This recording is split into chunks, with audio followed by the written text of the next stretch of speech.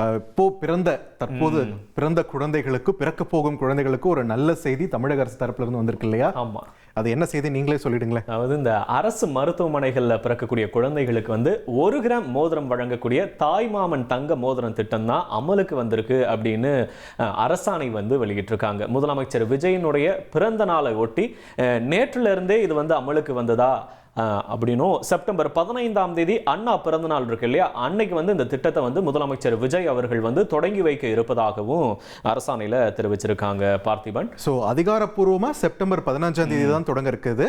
ஆனா ஜூன் 22ஆம் தேதியில இருந்து பிறந்த குழந்தைகள் எல்லாருமே இதுக்கு குவாலிஃபைட். ஆமா, ரைட். அதுவும் இல்லாமல் நிதி கூட ஒதுக்கி இருக்காங்க. எவ்வளோன்னு பார்த்தீங்கன்னா 755.83 கோடி நிதி இந்த திட்டத்திற்காக ஆண்டுக்கு ஒதுக்கப்பட்டிருக்கு. பார்த்திபன், கணக்கு போட்ட வருஷத்துக்கு 5 லட்சத்திற்கும் மேற்பட்ட குழந்தைகள் பலன் பெறும் விதமா திட்டம் போட்டிருக்காங்க. ரைட். பொறியியல் படிப்புக்கான தரவரிசை பட்டியல் இருக்கு இல்லையா, அது ஜூலை 1ஆம் தேதி வெளியாகும்னு அறிவிச்சிருக்காங்க. ஏற்கனவே பார்த்தோம், நம்ம ஜூன் 29ஆம் தேதியே இது வெளியாகும்னு முன்னாடியே அறிவிச்சிருந்தாங்க. இந்த நிலையில தான் இப்போ இது ஜூலை 1ஆம் தேதி வெளியாகும்னு இப்போ அறிவிச்சிருக்காங்க. பார்த்திபன், இனி செல்லும் இடமெல்லாம் செய்தி. தந்தி டிவியின் வாட்ஸ்அப் சேனலை ஃபாலோ பண்ணினா செல்லருக்கும் இடமெல்லாம் செய்தி. இதோ QR கோட் இப்பவே ஸ்கேன் பண்ணுங்க, ஃபாலோ பண்ணுங்க.